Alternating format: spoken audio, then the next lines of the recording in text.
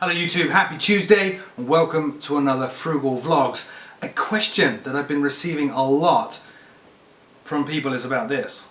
Windows 8.1. I made it quite well known that I'd switched to Windows 8.1 when I rebuilt this machine. So obviously there have been a number of questions sent to me about how is FSX working out for you, how are you getting along, have you suffered from the USB disconnect problems, what do you think, Froogle, of Windows 8.1? Well, I actually, for the longest time, refused to switch to Windows 8 or 8.1 because I'd read so many comments from people having problems and asking me about how do you fix things like the USB disconnect and so on and so on and so on. I'm happy to report I have not suffered the USB disconnect problem. In fact, I did a flight today while I was working from Miami to LAX, Los Angeles, in PMDG 777. And I didn't have a USB disconnect once, and that's even after sitting for numerous hours on autopilot. So I'm not suffering from the USB disconnect problem. I'm sorry, I'm a bit distracted. The cat's doing something unmentionable.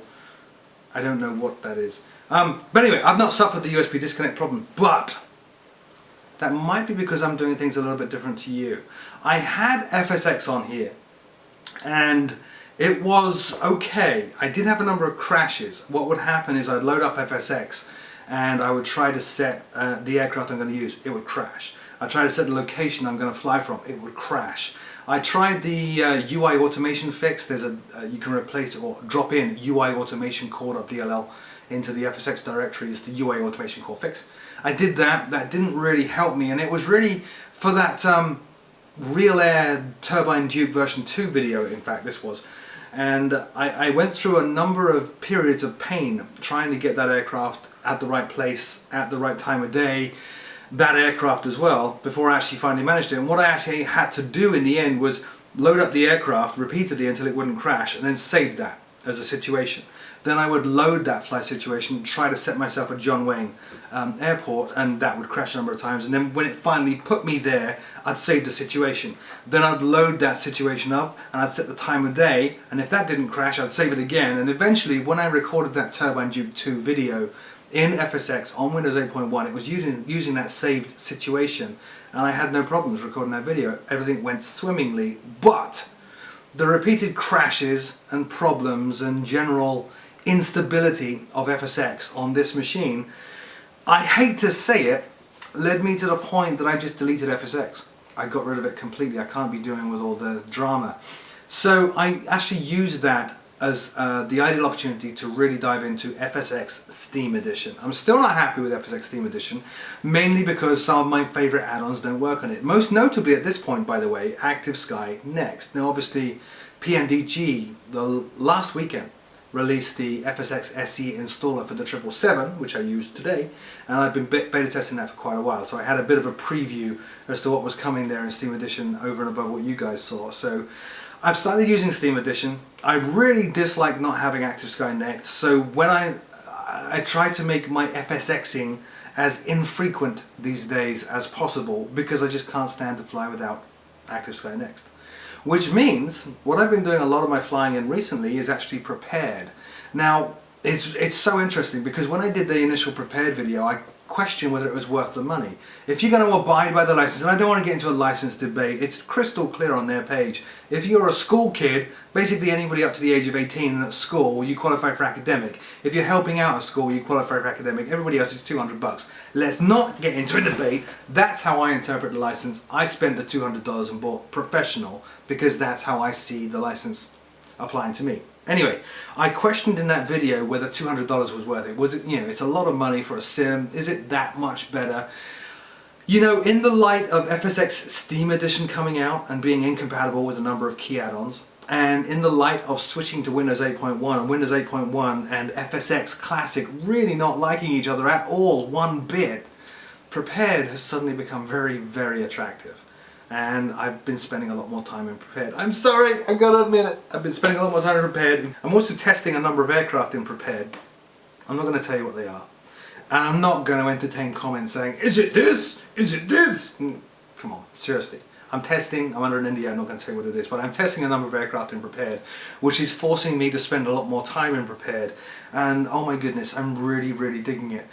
I am noticing some quirks with it. You know, having spent 8 or 9 years or so with FSX, I've got FSX dialed in just where I want it. And it's kind of ironic that towards the end of my lifespan of using FSX Classic, I produced some of the best looking videos I've ever produced with it.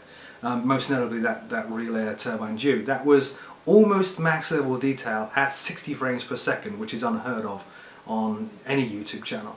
So I was pretty proud of that, but now I'm back in the world of prepared and I'm not getting anywhere near 60 frames per second, and things look a little bit fuzzy, and the graphical quality is not quite where I want it to be, but it is smooth, it is stable, it does run Active Sky Next, it has got some very cool aircraft in it that I immensely enjoy, and so I think you're going to see a lot more prepared videos coming out on the channel.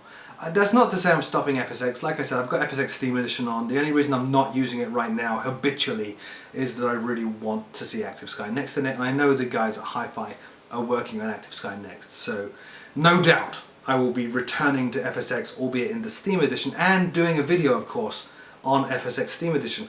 What I can tell you, though, from my experiments this past week or so with getting FSX Steam Edition running is now I have every add-on that I normally have to make these videos in FSX Steam Edition except Active Sky Next. And I gotta tell you, if you go that deep and you put everything in, or I put everything in that I would normally lose, I'm not seeing a massive frame rate improvement that everybody says they're seeing. It really does feel like an Emperor's New Clothes kind of thing. If you're familiar with that story, he was tricked, the Emperor was tricked into believing he was wearing the finest suit ever made, and off he went on his parade, and he actually was naked, and the only person to notice was an innocent young child. I think the FSX Steam Edition improvements that so many are seeing is very much like that. You want to see an improvement, but Dovetail themselves have even said they are not adding to FSX. All they're doing is fixing 1 or 2 bugs and kind of keeping it alive to release more DLC. So that's been my experience so far. FSX Steam Edition is very stable, does run on Windows 8, and it's pretty painless to get up and running, but it just doesn't include Active Sky Next and maybe 1 or 2 other things right now. But when you load all the bits in that I need, the performance is not dramatically better than FSX, other than it doesn't crash every 5 minutes on Windows 8.1. So be it. But I am getting more and more invested in prepared. So that's kind of a long, rambling, or roundabout way to answer the question of how are you going along with Windows 8.1. I am loving Windows 8.1. It's different, and a lot of people struggle with difference. They struggle with going from an environment they're intimately familiar with to one that they are unfamiliar with. And I struggle with that too. And initially I didn't like Windows 8.1 or Windows 8 at all. But if you force yourself to stick with it, it's not that bad. And I am finding it is stable. I am finding the sims I want to run except for FSX Classic. I'm not having any problems with it. There has been no thing come up recently that has made me think I need to reinstall Windows 7. Nothing at all. And I think the problems that so many have experienced, like with USB disconnects and stuff like that, are really specific to FSX Classic. I believe, reluctantly, rest in peace FSX Classic, but I reluctantly think, in terms of like migrating to Windows 8.1 or even Windows 10, the days of FSX Classic are now gone.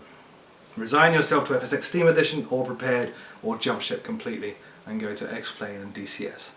Long rambling vlog, don't know what the point of this is. Leave me a comment in the comment section below. Tell me what you think. Have you switched to Windows 8.1? And if you have, what is your preferred sim on that platform? As always, my name is Froogle. Until next time, see you soon.